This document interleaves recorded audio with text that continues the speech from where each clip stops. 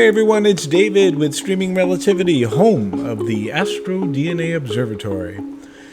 So, about a month ago, I deployed the Stellarvue SVX090T, which is a triplet refractor, and I have had nothing but terrible weather ever since doing that. And, that makes a lot of sense considering that cost per inch of aperture, this is the most expensive telescope that I've ever owned, and my expectations for it are very high. Now, I already used it during the initial setup to image both the moon and a reflection nebula, which was NGC 7023. It's actually a very tough nebula to image, but I finally got a chance on the 28th of May, which is just 2 nights ago, to do a full session with this rig, and I have to tell you I'm very happy with what I'm seeing as initial results. I decided to pick a target that was appropriate for the wide field of view that this Stellarvue SVX090T combined with the ASI 2600 Pro camera affords me. And so I shot a frame that included some very familiar targets. It's the Bubble Nebula NGC 7635. It has M52 Messier 52, which of course is a salt and pepper open cluster, NGC 7654. I also got the Northern Lagoon Nebula in the frame, which is NGC 7538, I think. And then finally the Arrowhead cluster, which is a very small cluster that I caught in the frame, which is NGC 7510. So in this video, we're going to go over my session notes for this capture, and we'll do a deep dive of course, into the astronomy as well as the astrophotography involved with this session. And of course, along the way, I'm going to give some candid comments and feedback regarding the performance of this Stellarvue SVX090T, and hopefully it's going to be valuable for those that are considering refractors, these kind of wide, small aperture, high performance refractors. So with that, let's get into it. So my next move was to get out the observatory and check it out, make sure everything was functioning. You'll be very surprised at some of the challenges that you run into with these things, including doors not opening, shutters not closing, cobwebs all over the place, drivers needing to be updated. So at any rate, everything checked out. Awesome. Physical check is complete. Time to connect to the observatory via remote desktop, load Solarium, get our target loaded, make sure our ASCOM drivers are up and running for the dome as well as for the mount. And with that, we can start to get Nina up and running, select our profile for the SVX090T, check all of our equipment, our ASI 2600, Pro camera, our filter wheel, our focuser, our rotator, our mount, our guiding, and our dome. And with that, we can then get into framing. So we can pull in the target in our framing wizard and start making adjustments so that we get the composition that we are going for. And it's really amazing with the rotator how much more flexibility you have in creating these compositions. So once I felt relatively satisfied with it, it's time to send the target to the sequencer. And inside the sequencer, we can lay out exactly how we want this session to proceed. In my case, I have a particular formula I like to use for narrowband, and that's 2-minute exposures with a gain of 100 and an offset of 50, as we can see here. But what we probably want to do is just take a closer look at my session notes so that everybody's clear about how I organized and executed this target. So let's go ahead and do that. Okay, so the target I'm calling Cassiopeia Collection, and it's really just a combination of M52 and NGC 7635, 7538, 7510, And I chose this because it's very good for the field of view that this equipment setup is going to provide. And it's a combination of open clusters, star clusters, which we can use to test the resolving power of the SVX90T. And there's also nebulosity here that is, these are, relative to the field of view, these are going to be small patches of nebulosity, and will be very interesting to see the details that it can resolve. Okay, with that, just a quick review of the equipment. Stellarvue SVX90T with the field flattener. There's no reduction here. So this is going to be a little bit slower. This is an F6, so it's a little bit slower than the AT115 EDT that I use, which is an F5.6 after the 0.8 reducer. So at any rate, other than that, it's the same setup. I'm using 2600mm Pro camera with the 7x2 inch filter wheel from ZWO, the autofocuser, the Pegasus Falcon V2 rotator to give me a little more flexibility in composition. Same mount, CEM 120, and you can see that the resulting field of view is going to be about 2.5 degrees by 1.67 degrees. So this was May 28th. You can see my latitude, my longitude, where I'm located, just in the Hudson Valley, just north of New York City. And that evening we did have we did have some moonshine here, about 74% illuminated, and but other than that, we had clear skies, and it was a little bit humid, so seeing was probably a little rough. But still, I thought a good opportunity to image. Now, in terms of the set, all narrowband. With this camera and the speeds of the telescopes that I have found that 120 seconds is very, very good. So I did 60 frames at 120 seconds using a gain of 100 and an offset of 50. This is for narrowband, and I think that this results in some very decent data. So that is what we see here, the data. These are little thumbnails of the actual stacks for each of the channels, HA, O3, and S2. I did not shoot luminance on this evening, and we'll take a look at the stacks now. Okay, so let's run through the stacks. Here we have the hydrogen alpha stack. Clearly you can see the emission nebula real strong, actually throughout the frame. The bubble looks gorgeous. The Northern Lagoon Nebula looks really nice. This is actually a very small target. And then there's a lot of emission nebula at the lower right-hand side of the frame, which is, part of the nebula in this region of Cassiopeia. And I'm going to, in future sessions, I'm going to image down below here. I love this, that we were able to get the arrowhead so cleanly. This is very sharp, guys. This is a really sharp instrument, and nothing like good glass. I mean, by the way, this is just a raw. This is a stack of probably 54 of the 60 raw frames, maybe fewer than that. I didn't even use flats, and simply because I haven't invested the time to build my flat library up for the narrow bands yet.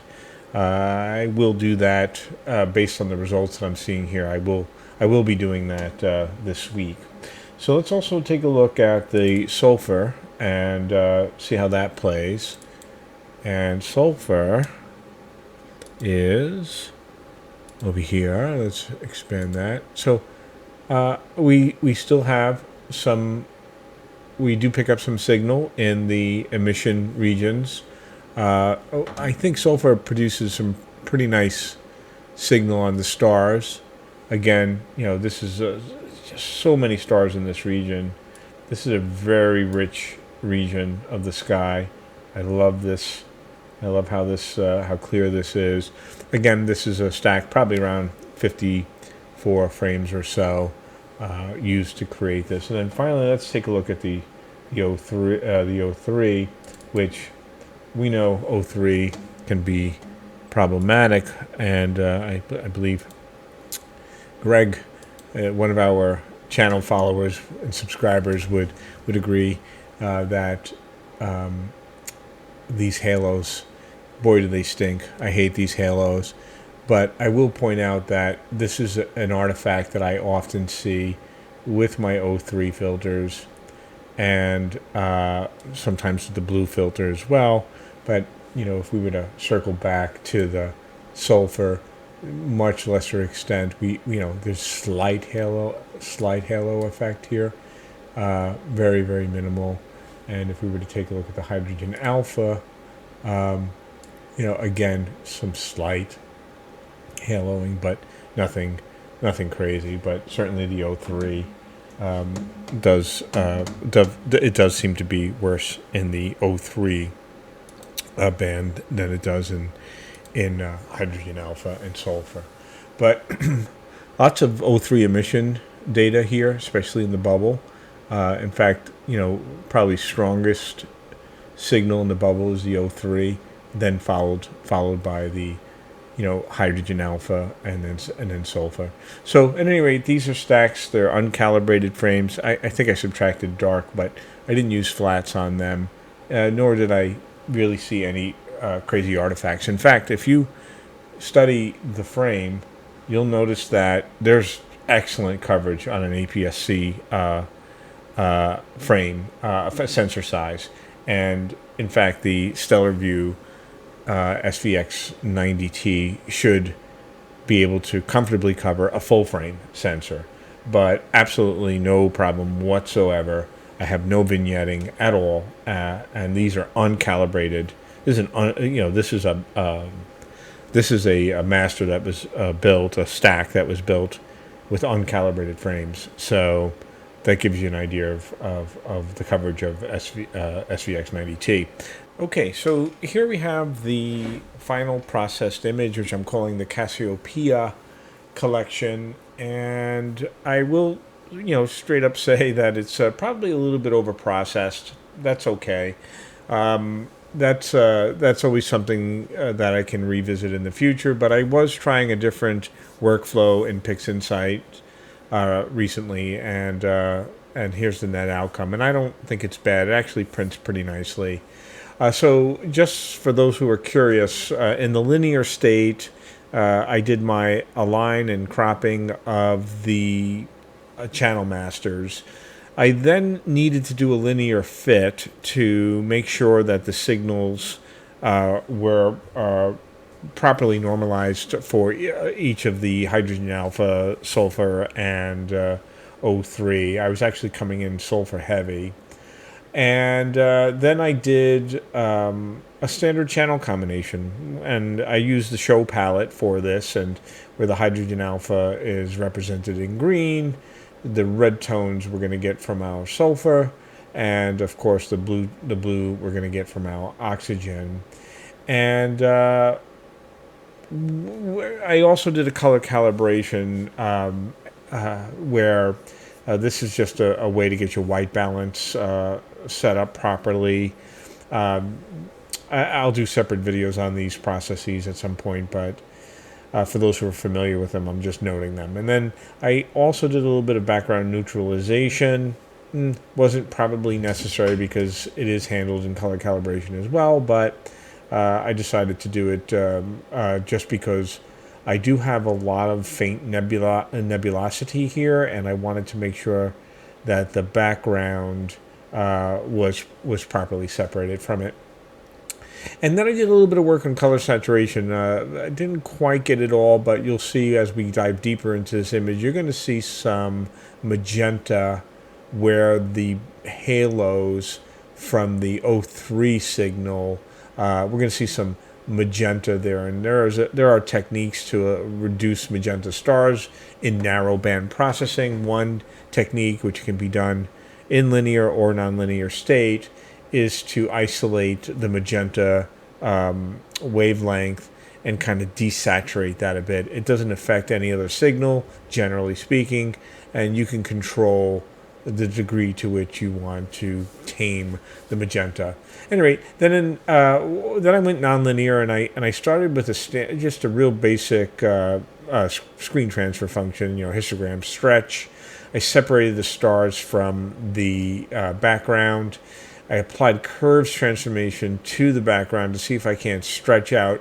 I think a lot of people tend to under finesse the background nebulosity and dust, and I'm still working on this, how to get better at this, but really there's quite a bit of volume of dust and nebula material in this frame, and my first pass at it really did not draw any of that out. So again, I may have over finessed this, but I wanted to use curves to kind of pull it out a little bit better. And then I used the new narrowband normalization process to I think Blanche published that, to try and see if I couldn't get a little bit of the green signal out and bring out some more of the red. Again, this was a first pass. I really didn't go crazy here. I just wanted to get to an image that I think represents the astronomy here, and I wanted to evaluate the quality of the actual captured data. I did one round of noise reduction and one round of sharpening on the nebulosity, not on the stars at all. And then I just recombined the stars, and I probably did one final adjustment to levels to get it to the tone that I was looking for. All right. So with that, that was my process for producing the image. Now let's take a tour of it and take a closer look at what the Stellarvue was able to do. Okay, so here we have the full image processed, and let's take a couple of minutes to just overall judge the quality of the optics, if we can, from the processed image. And for me, that involves looking at some very specific indicators of optical performance. Now, these indicators are not just dependent upon the quality of the glass, mind you. It's actually going to be dependent on many other things, including my setup, the conditions of the session, processing technique. There's a lot of things that are involved here, but we'll try our best to look at a few indicators. And the first thing I'm going to do is I'm going to look at the star shape and the sharpness, overall sharpness. We want round stars, and we don't want any elongation or distortion. No ovals, no tails, no comets, things like that. That would indicate to us that either we have problems with our tracking. In certain telescope designs, it could be collimation, or it could be optical alignment of the lenses, etc. I would have to say that, when I evaluate this, I think the star shape and the sharpness, these stars appear really round, sharp across the field, and I would expect that because this is a very high quality instrument, and we had excellent tracking, 0.5 total RMS across a 6-hour session, and there are no elongations at all, no distortions. I would even say that the field flatness is excellent here. The star. All the stars near the edges of the image appear very well focused, and they're similar to those that we see at the center, and that, suggests that we have, really well-corrected optics here. Now, we talked about aberrations like chromatic aberrations, color fringing, particularly in the blue and the O3. That is, I think that's just a symptom of the filters and the quality of the filters. That happens across all telescopes. However, I think that with a little bit of processing, we're able to correct for that easily enough. It seems to happen mostly, as we saw from the Masters, from the O3 Masters. It seems to happen with the very bright stars in the O3 channel, and there are a number of ways that you can deal with that. Some that are subtle and some that are more direct. And I spent just probably 20 minutes cleaning up the halos out of my O3 channel, and just enough to reduce the distraction, right? And I think it's acceptable. I do wish I had the funds to buy a higher performance filter, at least to test one even would be great. But overall, you're going to deal with this type of fringing around bright stars, especially with refractors. It's not atypical. Now, the contrast and the clarity, very good. I did no sharpening on the stars here, so we can see that by resolving, looking at these clusters and resolving down to some of the fine details and the separation between these stars. The optical separation is good. So again, this is excellent. I think this is the best performing refractor I have, in fact. The other thing I may have mentioned already, the coverage of the APS-C sensor is excellent with the Stellarvue SVX090T. And I know the image circle is designed to cover a full frame sensor, and I have not invested in a full frame sensor at this time, and I have a lot of reasons why. I may do a video just on that topic. I really like the APS-C format, sensor size, and this telescope does a great job of covering it. There's no vignetting in the corners at all, and I don't see any other artifacts in the images. And I particularly this, given that there was I didn't use any flats in calibration, so very, very clean overall. I would say that the other thing is that, in terms of the nebulosity, we really, I think there's great detail here, and I am pleased overall with how well the nebulosity resolves in all the channels. So very good, really good performance. And for me, being that I do own a couple other refractors, and I have experience with refractors over many years, this is a stellar performance from Stellarvue. So, anyway, now let's dive into the astronomy. Okay, so this astrophotograph showcases some. Really, there's 5 features in this photograph that I wanted to share, 4 of which are named or cataloged deep sky objects. And starting with centrally in this photograph, we have the Bubble Nebula, which is NGC 7635. Now, this is an emission nebula, and it gets its name from that really cool bluish bubble that is formed by this massive stellar wind it's coming off of this central star. It's an O-type star, and it's about 10 to 20 times more massive than our sun. Now, this object is about 7,000 plus light years away from Earth, and its diameter ranges, I think it's roughly around between 8 and 10 light years in diameter.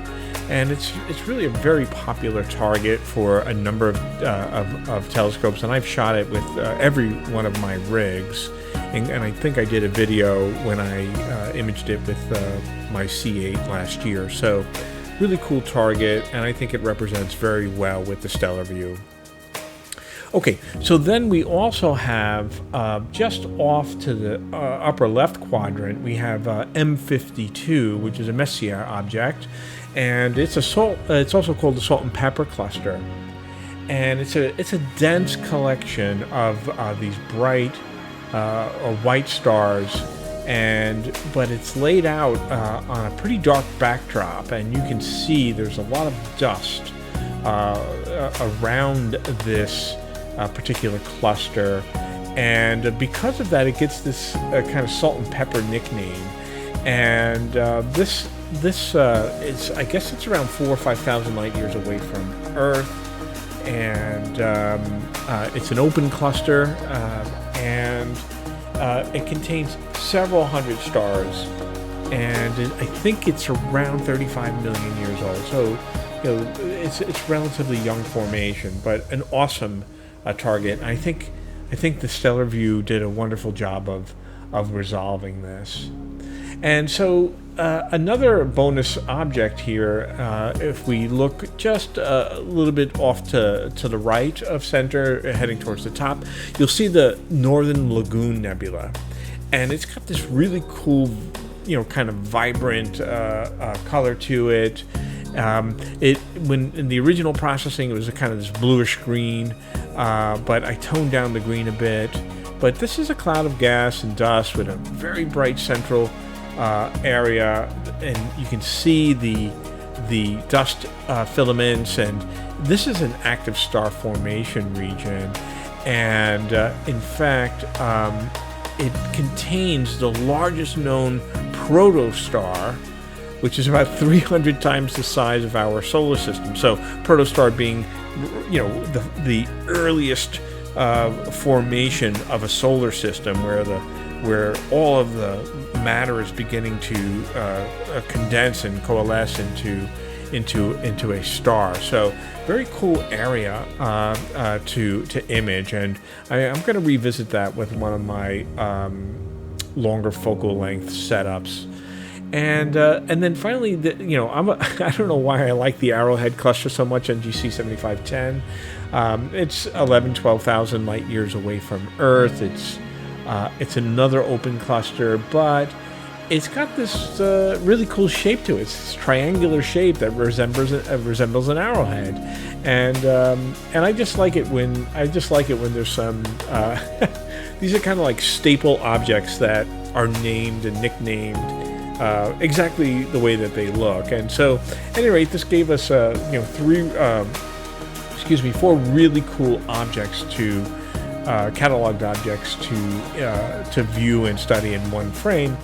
And I'm just going to finally point out that this region in Cassiopeia is just got so much background surrounding nebulosity. You can see here that you've got lots of blues and greens and reds, throughout the background here, and this just adds to the compelling nature of this photograph, or the beauty of this photograph.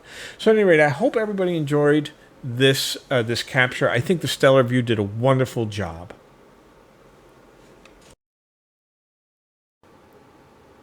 Okay, folks, let's call that a wrap on the video. I really enjoyed making that video. I hope you enjoyed watching it. And, my conclusion after my first real session with the Stellarvue SVX090T is that it's a fine instrument, and there's definitely a step function here relative to the investment that I've made in this. And but having said that, I really want to make this very clear to folks. Your ability to enjoy astrophotography and astronomy is not a function of how much money you spend. And though this is by far the most expensive rig that I have, when viewed on a per inch of aperture basis, I have just as much fun with my value-oriented setups as I do with this premium refractor. I love that I have it, and I love that it's going to give me the ability to really push the envelope in terms of the quality of the data that I'm capturing, and ultimately the quality of the images that I can create and share. But again, what matters more than anything else is that we're out there, and that we're engaging the dark skies, and we're sharing our experiences with others. So with that, if you're into astronomy and you're into all things astrophotography, go ahead, subscribe. It doesn't hurt a bit, and it's going to keep you notified when more content is published. And I really do try to publish every week, and this last month was a horrible month. This is the first month in a long time that we really didn't have any real evenings of viewing and or imaging. But the good news is I got another session done last night, and I'm going to be processing that data, and likely I'll have another video coming out using the Stellarvue SVX090T later on, probably within the next week. So with that, I'll see you on the next video.